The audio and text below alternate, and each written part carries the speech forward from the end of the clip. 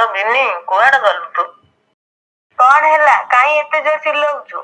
Mobile ଭିତରେ କଣ ଅଛି ଯେ ସବୁବେଳେ ମୋବାଇଲ ଦେଖୁଛୁ, ମୋ କଥା ତ କାନକୁ ଶୁଭୁନି। ହଉ କାଇଁ ଡାକୁଥିଲୁ କହ।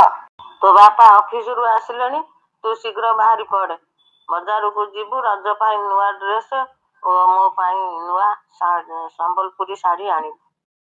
ବଜାରକୁ ଯିବା ଦରକାର ନାହିଁ। ତାହେଲେ କଣ ନୂଆ ଡ୍ରେସ କିଣିବୁନି? ଏମିତି କଣ କେବେ ହୋଇପାରିବ? ରଜ ହେବ ପୁଣି ନୂଆ ଡ୍ରେସ ହବନି? ସେଥିପାଇଁ ତ କହୁଛି ଶୀଘ୍ର ବାହାରି ପଡେ। ରହ, ଏତେ ବ୍ୟସ୍ତ ହୁଅନି। ମୁଁ ତୋ ପାଇଁ ଆଉ ମୋ ପାଇଁ ଘରେ ବସି ଲାଟେଷ୍ଟ ଡିଜାଇନର ଶାଢୀ ଓ ଡ୍ରେସ ଅର୍ଡର କରିଦଉଛି। ଘରେ ବସି କେମିତି? ଏହି ସ୍ମାର୍ଟ ମୋବାଇଲରେ ମିନ୍ତ୍ରା, ମିଶୋ ଭଳି ଆପ୍ ମାଧ୍ୟମରେ ଶାଢୀ, ଚପଲ, ଚଷମା, ବିଭିନ୍ନ ବହି ସବୁ ଜିନିଷ ଅନଲାଇନରେ ଅର୍ଡର କରିପାରିବୁ ଓ 30% ଡିସକାଉଣ୍ଟ ଓ କ୍ୟାଶବ୍ୟାକ୍ ମଧ୍ୟ ପାଇପାରିବୁ। କେବଳ ସେତିକି ନୁହେଁ, ଏହି ମୋବାଇଲ ଓ ଲାପଟପ୍ ଭଳି ଡିଜିଟାଲ ଡିଭାଇସ ମାଧ୍ୟମରେ ପଢି ହେବ, ଲେଖି ହେବ, ଗେମ୍ ଓ ଆନିମେସନ ମଧ୍ୟ ତିଆରି କରିହେବ।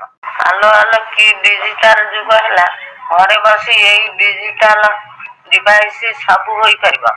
ହଁ, ଆମେ ବା ଡିଜିଟାଲ ଯୁଗର କୌଶଳୀ ପିଲା। ମତେ ଟିକେ ଶିଖେଇ ଦଉନ, ମୁଁ ବି ଏଇ ସ୍ମାର୍ଟ ମୋବାଇଲରେ ଅର୍ଡର କରନ୍ତି।